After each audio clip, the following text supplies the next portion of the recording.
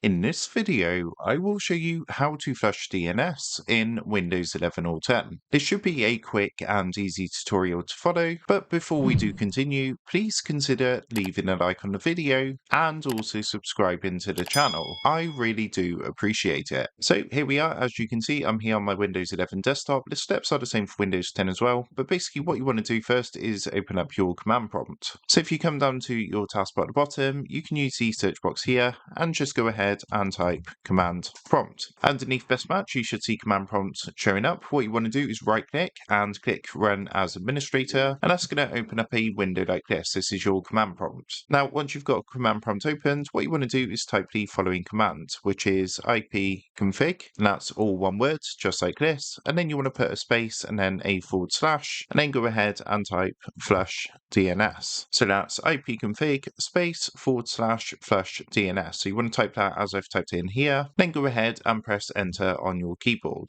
As you can see, it's going to say successfully flush the DNS resolver cache. What you can then do is go ahead, type exit and hit enter to exit out of command prompt. And to fully apply this, come down to your taskbar at the bottom, click onto the Windows Start icon, and all you want to do is just go ahead, restart your PC to apply the changes, and that's going to go ahead and flush the DNS. So that's how to flush DNS in Windows 11 or 10. With that being said, I hope this quick tutorial did help you out today. And if this did help you out, I would really appreciate it if you was to consider dropping down below the video, leaving a like, and also subscribing to the channel. With that being said, I just want to take a minute. Thank you guys for watching this quick tutorial, and I will see you in the next video.